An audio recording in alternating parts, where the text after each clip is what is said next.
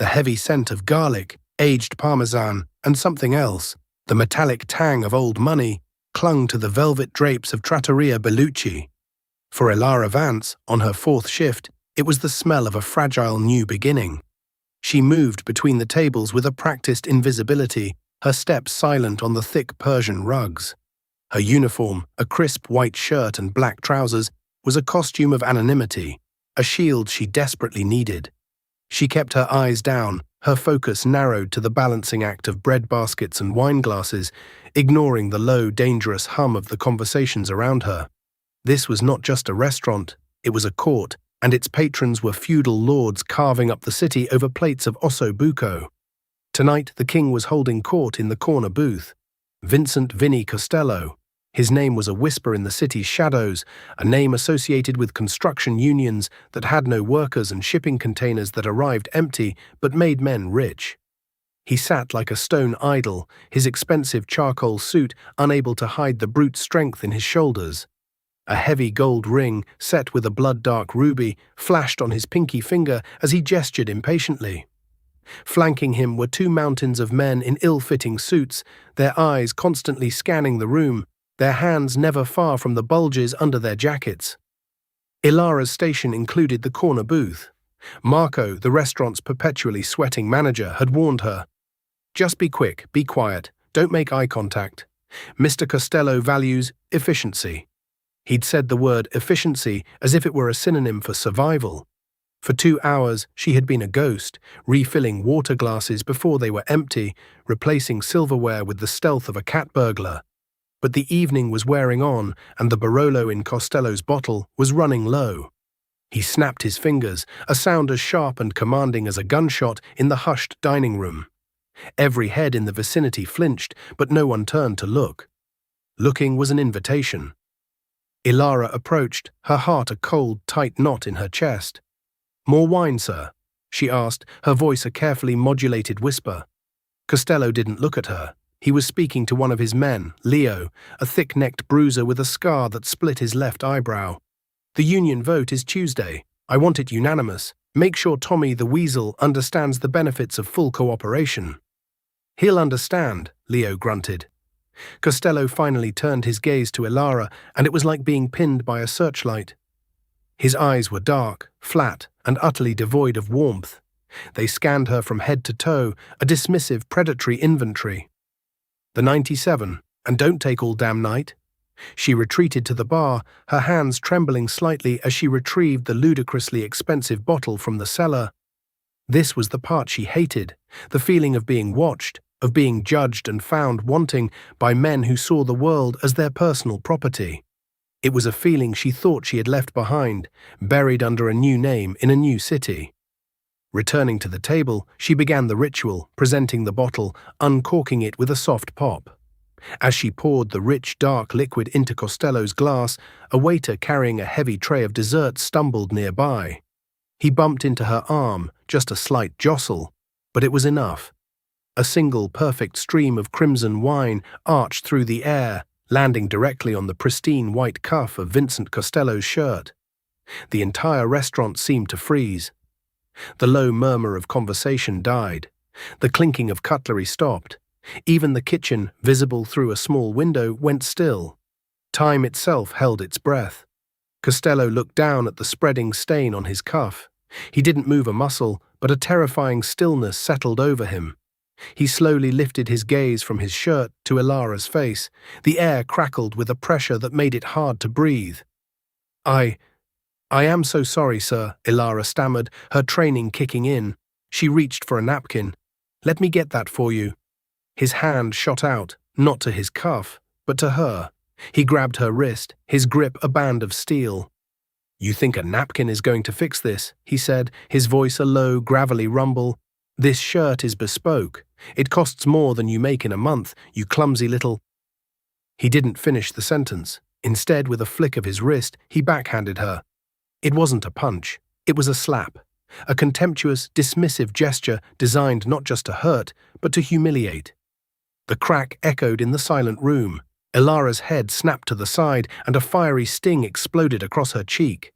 The shock of it was a physical blow, a lightning strike that short-circuited the quiet, anonymous persona she had so carefully constructed. In that ringing silence, something ancient and feral inside her woke from a long, forced slumber. The fear that had been her constant companion for months evaporated, replaced by a white-hot, clarifying rage. The smells of the restaurant faded, the faces of the other diners blurred into a meaningless backdrop. All she saw was the smug, cruel face of Vincent Costello, his lips curled into a sneer of satisfaction. He was still holding her wrist. He had made a mistake. He thought he was slapping a waitress. He had no idea who he had just touched. The world narrowed to the space between them.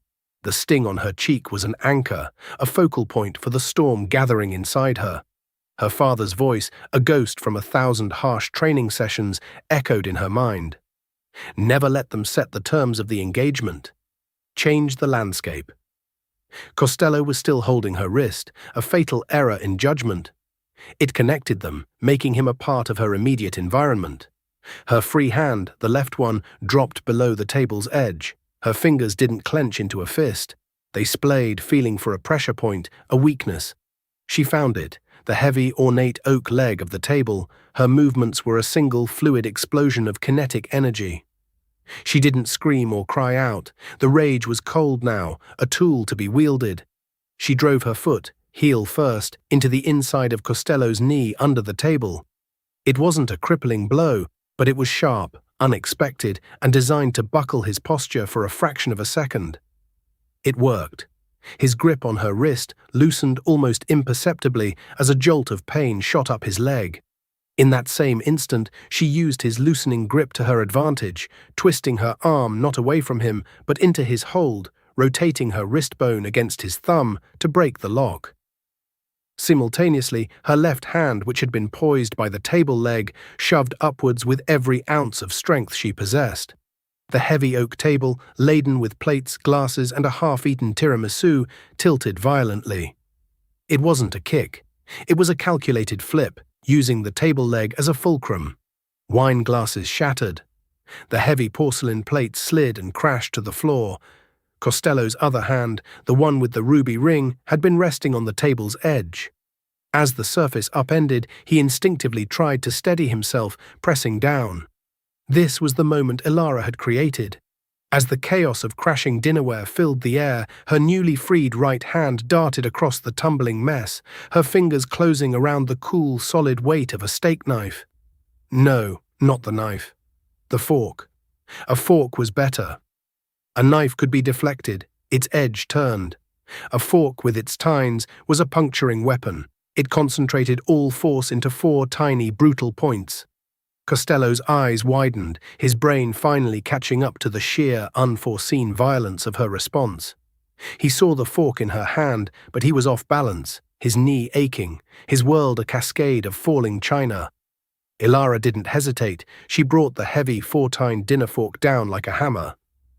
The sound was sickening, a wet, crunching thud that was somehow louder than the breaking glass. She drove the tines straight through the fleshy part of his hand, between the thumb and forefinger, pinning it directly to the upturned surface of the solid oak table. Wood splintered. Vincent Costello let out a strangled roar, a sound of pure, agonized disbelief.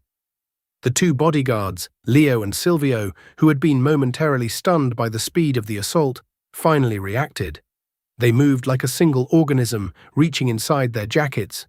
The metallic rasp of 2 pistols being drawn from holsters cut through the lingering echoes of shattered plates. But Ilara was already moving again. She didn't run. Running was for prey. She snatched a jagged shard of a broken wine bottle from the floor, its edge wickedly sharp.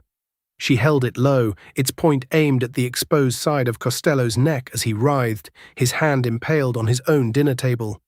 "Tell them to stop," she said. Her voice was unrecognizable, a low, steady growl stripped of all warmth, all fear. It was the voice she had been trained to use, the one that meant there was no room for negotiation. The 2 bodyguards froze, their pistols half drawn. They looked from the bleeding, pinned hand of their boss to the shard of glass held by the waitress. And then to her eyes. What they saw there made them pause. It wasn't the panic of a cornered civilian. It was the icy calm of a predator. Costello, gritting his teeth against the searing pain, stared at her. The sneer was gone, replaced by a mask of incandescent fury and something else. Shock. He had ruled his world through fear and sudden violence for 30 years. He had never, not once, been on the receiving end of it with such brutal, shocking efficiency. "Who the hell are you?" he hissed through clenched teeth, sweat beading on his forehead. The patrons of the restaurant were now in a full-blown panic, some scrambling for the exits, others frozen in their seats, too terrified to move. Marco, the manager, stood by the kitchen door, his face the color of ash, his mouth opening and closing like a fish. Ilara ignored Costello's question. She pressed the glass shard a fraction of an inch closer to the pulsing artery in his neck. "I said," she repeated, her voice dropping even lower, "tell them to stop." Every instinct screamed at Costello to order them to shoot her. But he was a pragmatist. His hand was nailed to his own table, a river of pain was flooding his nervous system, and a piece of glass, held by a woman with dead eyes, was threatening to end his reign over a spilled glass of wine. He locked eyes with Leo. "Stand down," he ground out, the words tasting like poison in his mouth. "Both of you. Stand down." Reluctantly, the two men eased their hands away from their guns, though their stances remained coiled, ready to spring. The immediate threat of gunfire receded, but the tension in the room became a thick, suffocating blanket. The standoff held for a long, silent moment. It was Ilara, the waitress, against Vincent Costello, the kingpin, with his hand pinned to the table by a piece of cutlery, his two armed guards held at bay by a shard of glass and the sheer, unexpected force of her will. From a shadowed table in the far corner of the room, a man who had been watching the entire exchange with a detached academic interest slowly rose to his feet. He was older, dressed in a tailored tweed jacket that seemed out of place amongst the slick Italian suits. He placed his napkin neatly on his table and took a step forward. "Vincent," the man said, his voice calm and cultured, carrying easily across the wreckage-strewn floor. "I believe there has been a significant misunderstanding." Costello, his face pale with pain and rage, turned his head. "Stay out of this, Julian." The man, Julian, ignored him and looked directly at Ilara. A flicker of recognition, or perhaps memory, crossed his face. He studied her posture, the way she held the glass, the unyielding set of her jaw. "My God," Julian Croft murmured, more to himself than to anyone else. "It can't be." He took another step closer, his eyes fixed on Ilara's. "You have your father's eyes." Ilara's blood ran cold. That phrase. No one should know that phrase. No one in this city, in this life, should know anything about her father. Julian turned his gaze back to the wounded Mafia boss. "Vincent, you just slapped Alistair Vance's daughter." The name hung in the air, heavier than any threat of violence. Alistair Vance, a name that hadn't been spoken aloud in circles like these for over a decade. A name that was part myth, part ghost story. Alistair Vance wasn't a gangster. He was the man the gangsters, the politicians, and the corporate raiders called when they had a problem that couldn't be solved with guns or money. He was a fixer, a strategist, a phantom who moved through the cracks of the world and rearranged the pieces to his liking. And he was notoriously, lethally protective of his only child. Vincent Costello stared at Ilara, truly seeing her for the first time. The waitress uniform, the quiet demeanor, it was all camouflage. He wasn't looking at a clumsy girl, he was looking at a legacy, and he had just declared war on it. The pain in his hand was suddenly forgotten, replaced by a much deeper, more chilling realization. He hadn't just made an enemy, he had stumbled into a hornet's nest he didn't even know existed. The name Alistair Vance changed the very physics of the room. The raw, animalistic tension of the standoff dissipated, replaced by something far more complex and dangerous. It was like dropping a catalyst into a volatile chemical solution. The nature of the reaction had changed entirely. Costello's men, Leo and Silvio, exchanged a look of confusion and alarm. They were muscle, paid to understand threats they could see: guns, knives, fists. The name of a dead man was an abstract concept, but the fear it instilled in their boss was palpable. Costello's face, which had been a mask of white-hot rage, now showed a flicker of something else. Calculation. The gears were turning behind his cold eyes, reassessing every second of the encounter. Julian Croft, the man in the tweed jacket, acted as a de facto mediator. "Ilara," he said, his voice gentle but firm, as if speaking to a spooked horse. "My name is Julian Croft. I knew your father a long time ago. Please, put the glass down. No one else needs to get hurt." Ilara's mind was reeling. Julian Croft. The name was vaguely familiar, a footnote in the locked archives of her memory. He was a consultant, a man who dealt in information, one of the few people her father had ever referred to as a colleague. His presence here was an impossibility, a ghost from a life she had burned to the ground. Her grip on the glass shard didn't loosen. "How do you know who I am?" she demanded, her voice tight. "Alistair sent me a photograph once," Julian said calmly. "Years ago, a proud father showing off his daughter, he said you were the only truly good thing he'd ever had a hand in creating. I never forgot your face." Costello let out a harsh, pained breath, his eyes still locked on Ilara. "Vance's kid," he rasped, the words a mix of awe and fury. "He's been dead 10 years. His reputation, however, is not," Julian countered smoothly, turning his attention back to the mob boss. "And it seems his daughter inherited more than just his eyes. Vincent, you have a choice to make right now. This can either be the end of your evening or the end of everything else. I suggest you choose wisely." The logic, cold and sharp as the fork in his hand, pierced through Costello's pain. A public brawl with a waitress was one thing. A war with the heir to Alistair Vance's legacy was another.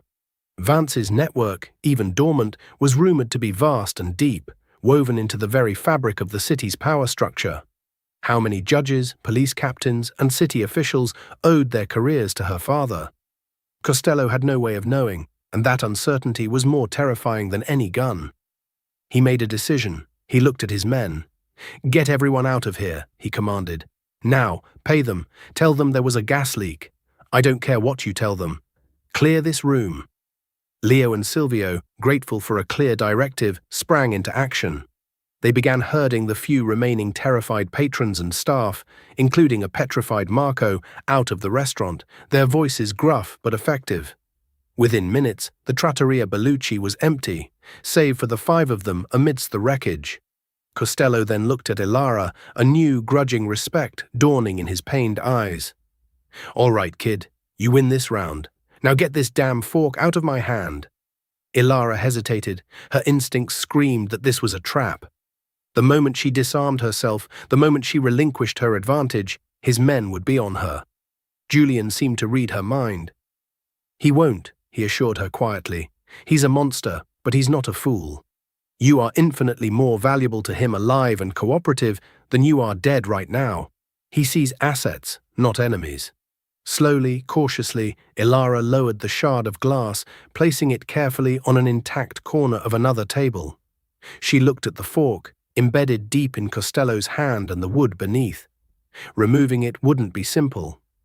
"It's going to hurt," she stated flatly.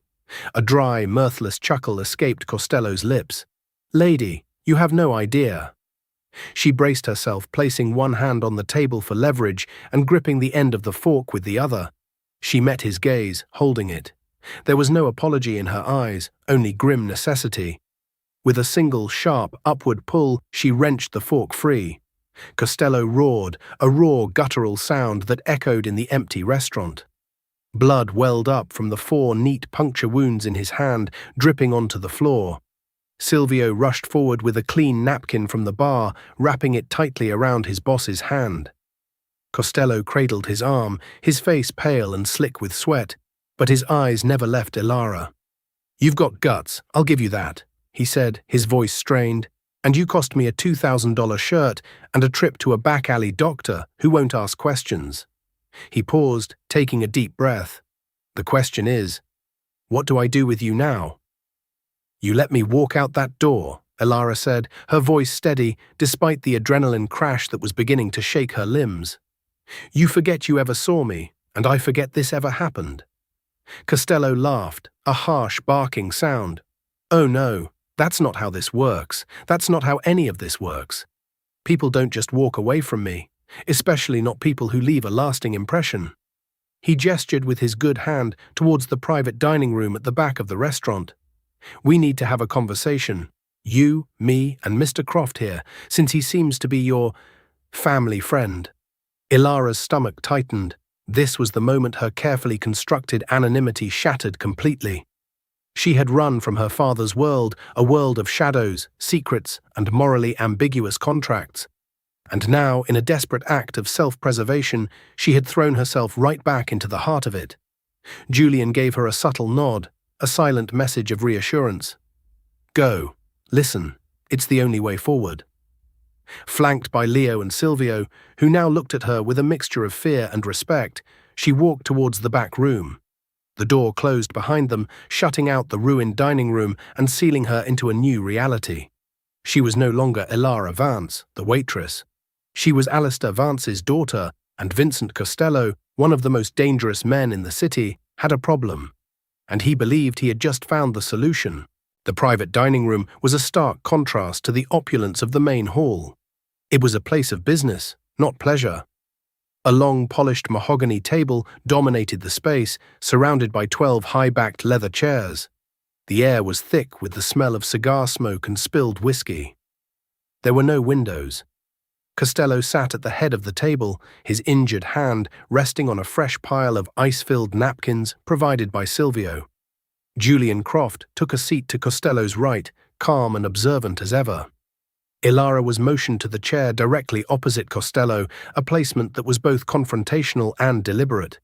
Leo and Silvio stood like sentinels by the door, their presence a constant, unspoken threat. For a long minute, the only sound was the faint clinking of ice as Costello shifted his hand. He was studying her, his gaze intense and analytical. He was looking past the waitress uniform, trying to see the woman who had moved with such lethal precision, the woman who carried the ghost of Alistair Vance in her eyes. "Your father," Costello began, his voice a low growl, "was a legend, a boogeyman. People said he could get a Supreme Court justice to change his vote with a single phone call. People said he once made a South American dictator disappear with nothing but a rumor. I never had the pleasure of meeting him. He was too expensive for my line of work." "He's dead," Ilara said, her voice flat. She would not engage in this myth-making. Her father was a man, a complicated and often terrifying man, but just a man.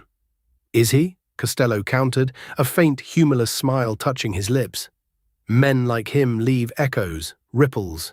And you, little girl, are a tidal wave." He winced as a fresh throb of pain shot up his arm. "You have his skills. That wasn't a lucky shot. The kick to the knee, the table flip, using the fork instead of the knife. That was training. That was muscle memory."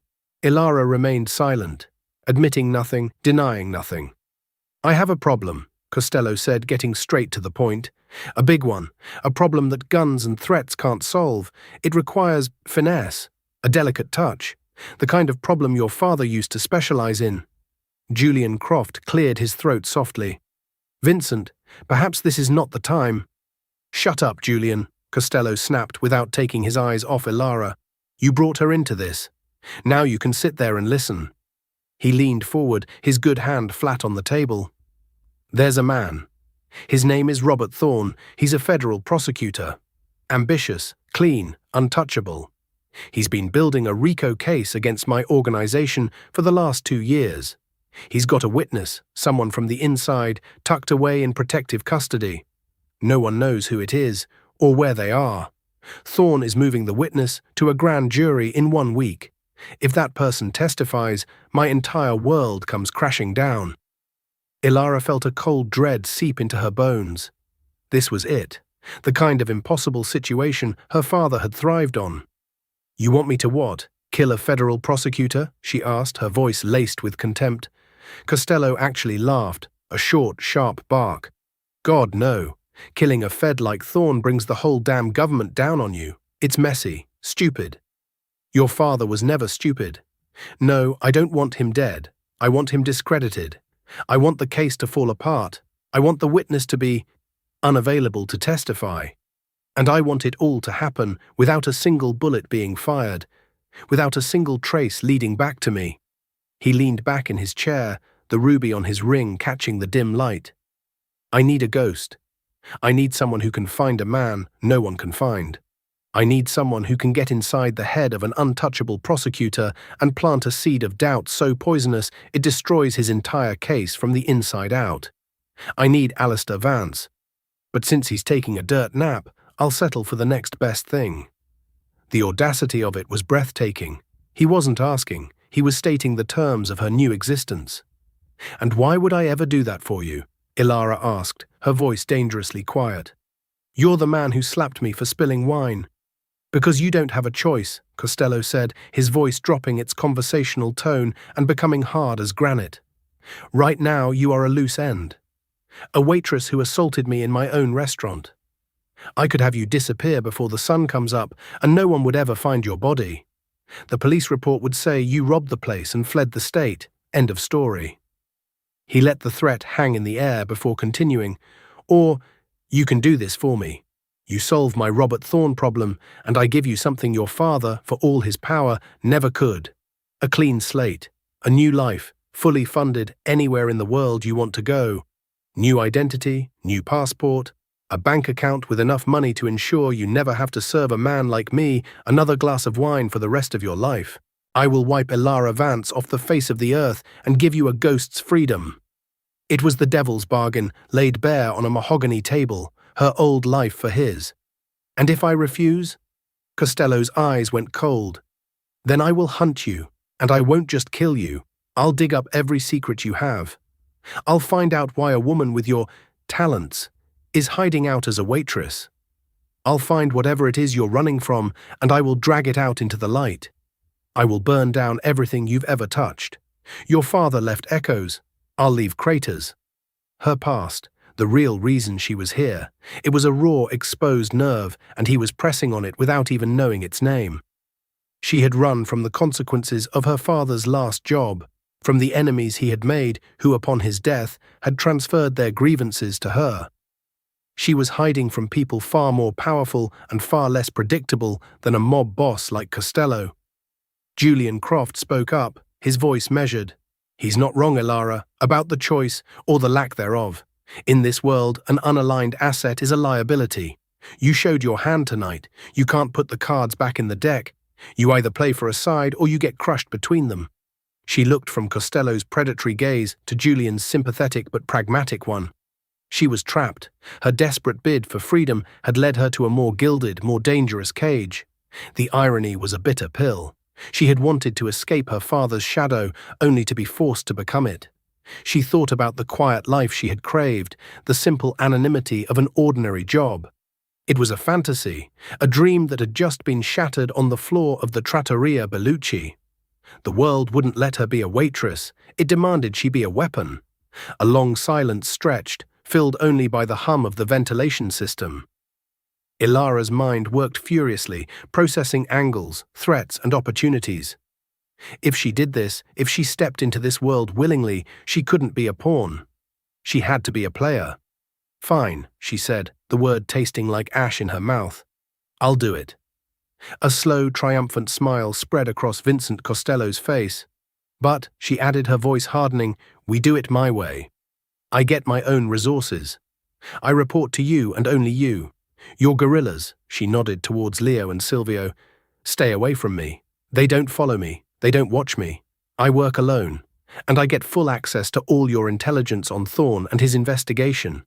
Everything. No secrets." Costello's smile faltered slightly. He wasn't used to being given terms. "And one more thing," Ilara said, leaning forward, her eyes locking onto his. "You will never, ever lay a hand on me again. If you do, I won't use a fork. I will finish the job. Do you understand?" The threat was plain, unvarnished, and utterly believable. For a moment, the mob boss and the waitress's daughter stared each other down across the table. It wasn't a negotiation between an employer and an employee. It was a treaty being drawn between two predators. Finally, Costello gave a curt nod. "Deal." He extended his good hand across the table. Ilara looked at his hand, then back at his face. She made no move to shake it. "I don't shake hands with my employers," she said coolly. "Just tell me where to start." The next 48 hours were a blur of transformation. Elara shed the skin of the anonymous waitress and donned the invisible cloak of her father's trade. Costello, true to his word, provided her with a new base of operations. A sterile, high-tech corporate apartment in a downtown skyscraper. A place so bland and soulless it offered perfect anonymity. It came with a laptop scrubbed clean of any identifying data, a set of encrypted communication devices, and a black credit card with no name and no limit. Leo delivered a thick file to her door. He didn't speak, just handed it over and left, his expression a mixture of resentment and fear. The file was Costello's entire world on paper, every piece of intelligence his organization had gathered on Robert Thorne. It was surprisingly thorough. Financial records, surveillance photos, daily schedules, psychological profiles. Thorne was exactly as Costello had described him, a Boy Scout with a law degree. He was married to his college sweetheart, a pediatrician named Dr. Amelia Thorne. They had 2 young children. He drove a sensible Volvo, coached his son's Little League team on weekends, and had no discernible vices. No gambling, no affairs, no hidden debts. He was a fortress. Elara spent 2 days immersed in that file, not just reading it, but absorbing it. She wasn't looking for a weakness in Thorne, she was looking for a door. Her father had taught her that every fortress, no matter how impenetrable it seems, has a door. It's never the main gate. It's usually a small, forgotten postern, something the owner doesn't even see as an entrance. She cross-referenced flight manifests, hotel bookings, and credit card statements from Thorne's team for the past 6 months. She was looking for a pattern, a deviation, anything that would point to the location of the protected witness. But the feds were good. They had created a web of digital ghosts and false trails. The witness was a phantom. Costello grew impatient. He called her on the encrypted phone twice a day. "Any progress? The clock is ticking. You have 5 days left." "I'm working," was all she would say. Rushing this was how you made mistakes. On the 3rd day, she found it. It wasn't in the files on Thorne. It was in the ancillary reports on his team. A junior prosecutor on the case, a young man named David Chen, had a recurring expense every Friday for the last 2 months. A charge from a specific pharmacy in a quiet suburb an hour outside the city. It wasn't for a common prescription, it was for a highly specialized form of injectable insulin used to treat a rare, brittle form of type 1 diabetes. This was the door. A protected witness is a logistical nightmare. They need food, shelter, security. And if they have a chronic, life-threatening medical condition, they need consistent, specialized care. You can't just pick up that kind of insulin at any pharmacy. It requires a refrigerated supply chain and a doctor's prescription that would be logged in a dozen different systems. The feds couldn't risk that, so they had someone on the inside, a trusted junior, pick it up for them every week, off the books. Elara cross-referenced the pharmacy's location with known federal safehouses and low-profile government-leased properties within a 10-mile radius. She got a hit. A secluded rental home on a lake, leased 3 months ago by a shell corporation with ties to the Department of Justice. She had the location. Now she needed the witness's identity. She didn't tell Costello. Giving him the location was an invitation for him to send men like Leo and Silvio to solve the problem with violence, breaking their agreement. She had to handle this herself. Her plan was audacious and incredibly risky. She wasn't going to attack the safe house, she was going to target the fortress itself. Robert Thorne. She spent the next day studying Thorne's routine. He had lunch every day at 12:30 p.m. at the same small sandwich shop across from the federal courthouse.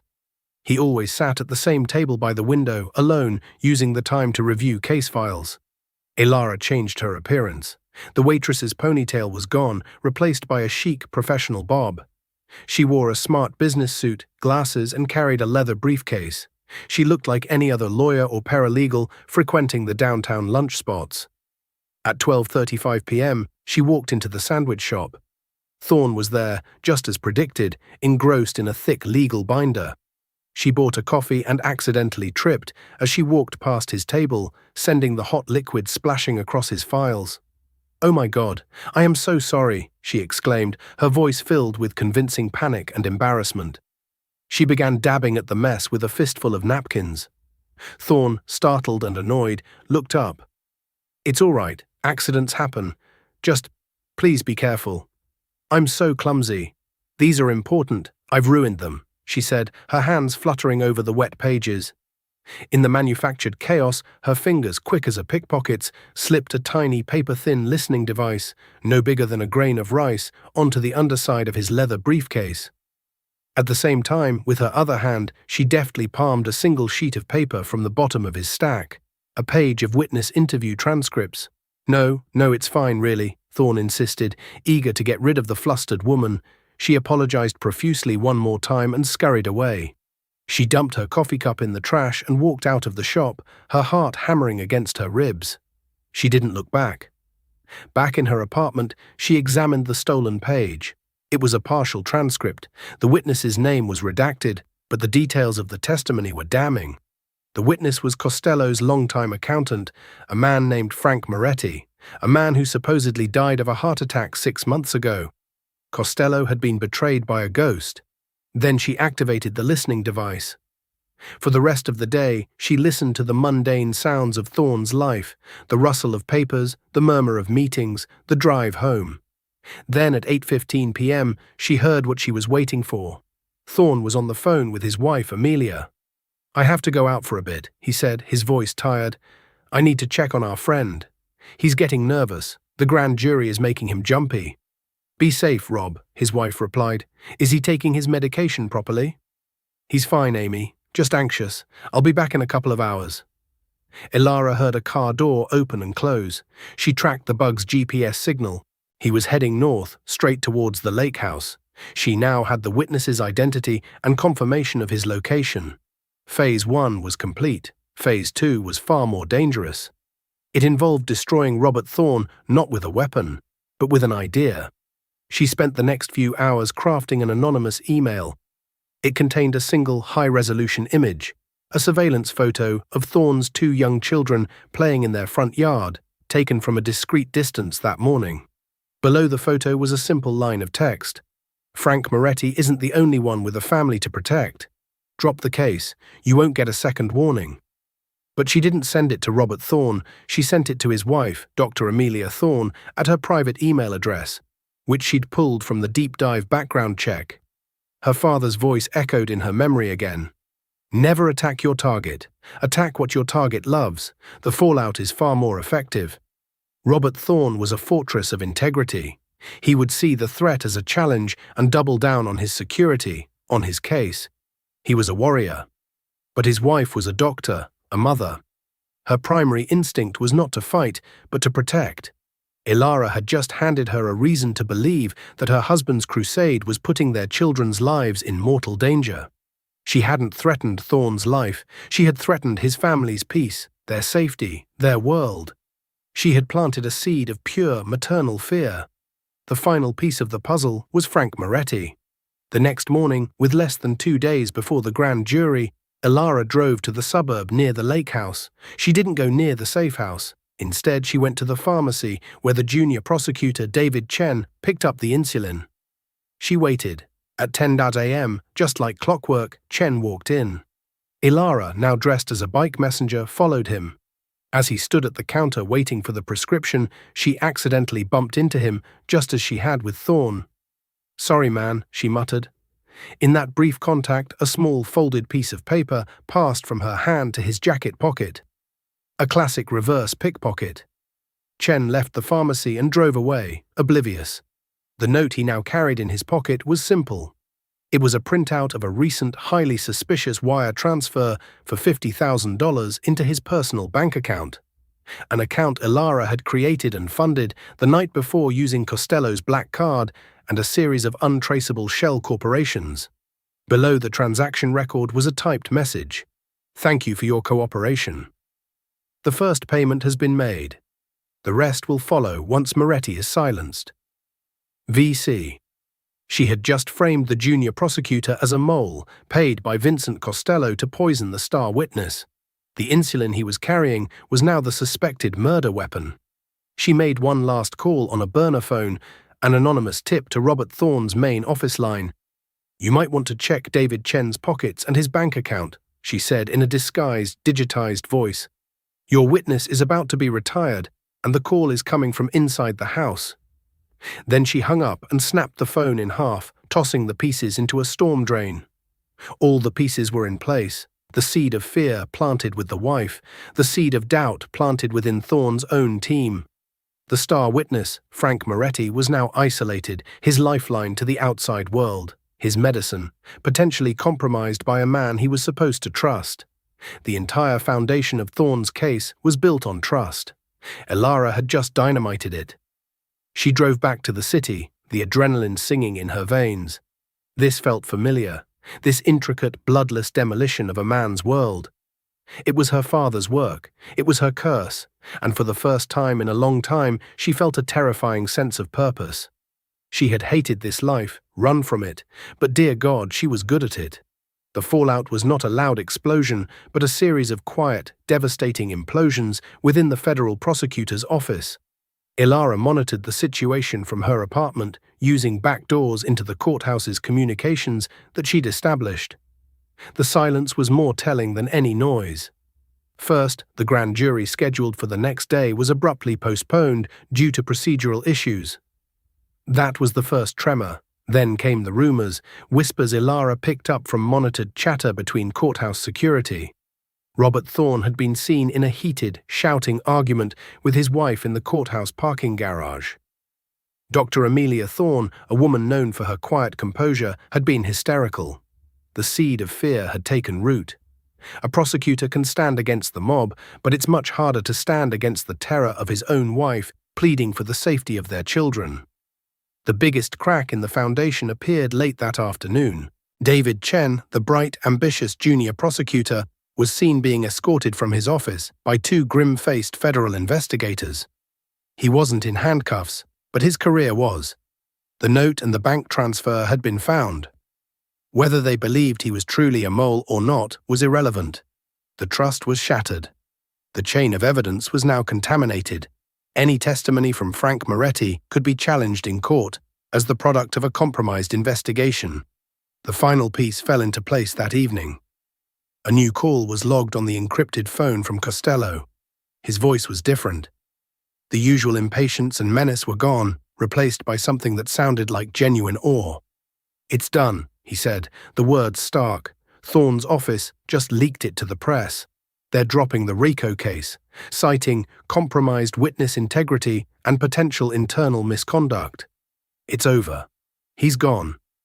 "Moretti," Elara asked, her own voice a monotone.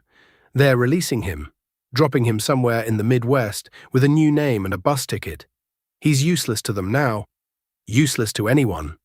Costello was quiet for a moment. "How did you do it?" "My guys have been trying to crack this case for 2 years with threats and muscle. You did it in less than a week without firing a shot." "You told me to use finesse," Elara replied, feeling a profound emptiness settle over her. "I just found the right levers to pull." "Levers," Costello repeated, savoring the word. "Yeah, levers." He paused again. "You held up your end of the bargain. I'll hold up mine. The account is being set up. The passport and documents will be ready in 3 days. You tell me a name and a destination, and Elara Vance ceases to exist. Freedom. It was the prize she had been promised, the thing she had craved more than anything. A clean slate, a chance to finally, truly disappear. She could go to Lisbon or Prague or some quiet coastal town in New Zealand. She could be a librarian, a baker, a painter. Anyone but Alistair Vance's daughter. But as she stood there, looking out the panoramic window of the high-rise apartment at the sprawling city lights below, the victory felt hollow. The adrenaline had faded, leaving behind a familiar, bitter residue. She had won, but she had done it by becoming the very thing she was trying to escape. She had threatened a man's children. She had ruined a young lawyer's career. She had dismantled a righteous legal case against a man who was, by any measure, a cancer on the city. She had proven to herself that she couldn't outrun her own nature. The skills her father had beaten into her were not just a memory, they were a part of her. And Vincent Costello knew it. "There's another option, you know," Costello said, his voice dropping, becoming conspiratorial, tempting. "The deal we made was for one job, but a person with your talents shouldn't be baking bread in Argentina." This city, this world, is full of problems that need a delicate touch. Problems that pay very, very well. He was offering her a permanent position, not as a subordinate, but as something else. His personal ghost. The weapon he could deploy when brute force failed. I could give you more than just a clean slate, he continued, the offer hanging in the air like sweet poison. I could give you power, resources, protection. The kind of protection that means you'll never have to run from anyone ever again. He was talking about the men she was truly afraid of, the ones her father had crossed on his final fatal contract. Men who made Costello look like a petty street thug. With the full force of Costello's criminal empire behind her, she wouldn't have to hide. She could fight back. The choice was agonizing. On one hand, the quiet, anonymous life she had dreamed of. A life of peace, but one where she would always be looking over her shoulder, always waiting for the past to catch up. On the other, a life of power and violence, embracing the darkness within her, but a life where she would finally be the hunter instead of the hunted. I need to think, she said, her voice barely a whisper. Take your 3 days, Costello said, his tone confident. He knew he had her. The offer of a new life stands, but so does the other one. Your call, kid. Let me know what you decide. He hung up. Ilara stood motionless for a long time, the phone silent in her hand. The city lights below seemed to mock her, a million tiny points of life, all of them ordinary, all of them free in a way she might never be. She had kicked over the table to escape a slap, and in doing so had seated herself at a far more dangerous game, with far higher stakes. The waitress was gone, that much was certain. The question that remained, the one that would define the rest of her life, was who, or what, was going to walk out of this apartment in 3 days. On the 3rd day, Ilara met Julian Croft for coffee. It wasn't a request, it was a summons delivered by a discreet courier. They met at a small, unassuming cafe far from the city centre, a place of worn wooden tables and the comforting smell of roasted beans. It was a neutral ground. Julian looked the same as he had in the restaurant, a timeless academic in a world of thugs. He stirred his espresso with a tiny spoon, his movements precise and unhurried. I heard you were successful, he began without preamble. Vincent is impressed. That's a rare and dangerous thing. He made me another offer, Ilara said, skipping the pleasantries. She needed clarity, not conversation. He wants me to stay, to work for him. I know, Julian said. He consulted me. Ilara felt a flash of anger. Consulted you? What am I to you people? A chess piece? You are a legacy, Julian corrected her gently, and a very powerful one. Your father was my friend, Ilara, in his own strange, detached way. I feel a certain responsibility. He took a sip of his espresso. Vincent Costello is a blunt instrument. He's powerful in his own sphere, but he's a shark in a pond. The men your father made enemies of on his last contract. They are sharks in the ocean. You cannot hide from them forever. They will find you. This was the heart of it, the unspoken truth that had been shadowing her every move. Who are they, Julian? My father never told me. He just said to run. Julian's face grew serious. He was working for a consortium, a group of international financiers. Their name is Cinderfall. They hired him to acquire, through any means necessary, a patent for a new energy technology. Your father succeeded, but in doing so, he uncovered what they truly intended to do with it. Weaponize it, sell it to rogue states. It was a line even he wouldn't cross. He sabotaged the data, created a dead man's switch to release their illegal dealings to the world if anything happened to him, and tried to disappear. They killed him before he could. Ilara felt the air leave her lungs. It was worse than she had imagined. Not gangsters, not spies, shadowy corporate entities with bottomless resources and no morality. The dead man's switch, she whispered. Does it still exist? They don't know, Julian said, and that's the only reason you are still alive. They believe he passed the codes to you. They have been hunting you not for revenge, but for that information. As long as they think you are the key, they will be patient. But their patience is running out. Suddenly, Costello's offer didn't seem like a cage. It seemed like a shield. A dirty, blood-soaked, compromised shield, but a shield nonetheless. "So I have no choice," Ilara said, the words flat, devoid of emotion. "It's either be a ghost for Costello or a real one for Cinderfall." "There is always a choice," Julian countered, "but you must choose from the options available, not the ones you wish you had. Working for Vincent gives you resources, a network. It puts you on the board instead of being swept off it. You could use his power to protect yourself, perhaps even to fight back against Cinderfall. Your father's skills were a tool. How you use them is up to you. You can be Costello's weapon, or you can be your own." He finished his coffee and placed the cup down with a soft click. "Your father was a complicated man, Ilara. He lived in a world of grey. But he loved you. Everything he did, the training, the harsh lessons, it was all to prepare you for this. Not to be him, but to survive a world that would contain men like him." He stood up, placing a few bills on the table. "Whatever you decide, I can be a source of information, a friendly voice in the dark. Your father would have wanted that." He gave her a sad, knowing look. "Good luck, Ilara Vance." He walked out of the cafe, leaving her alone with the choice that had now become terrifyingly clear. She didn't go back to the apartment. Instead, she walked for hours, letting the city's anonymous crowd swallow her up. She thought of the waitress she had tried to be, a simple, harmless girl. It was a lie. The truth was what she did to Robert Thorne. The truth was the fork in Vincent Costello's hand. To run would be to die, eventually. To stay would be to lose a piece of her soul, piece by piece, with every job she took. That evening, she called Costello on the encrypted phone. "I've made my decision," she said. There was a pause on the other end. "And?" "I'm staying," she said, the words feeling like stones in her throat. "But the terms are different now. This isn't just about you giving me a new life anymore. This is about you helping me fight an old war." She told him everything about Cinderfall, about her father, the dead man's switch, and the hunters in the ocean. She laid all her cards on the table, making her liability his. There was a long silence on Costello's end. She could almost hear the calculations, the weighing of risk versus reward. A war with a shadowy global consortium was leagues above his usual street-level conflicts.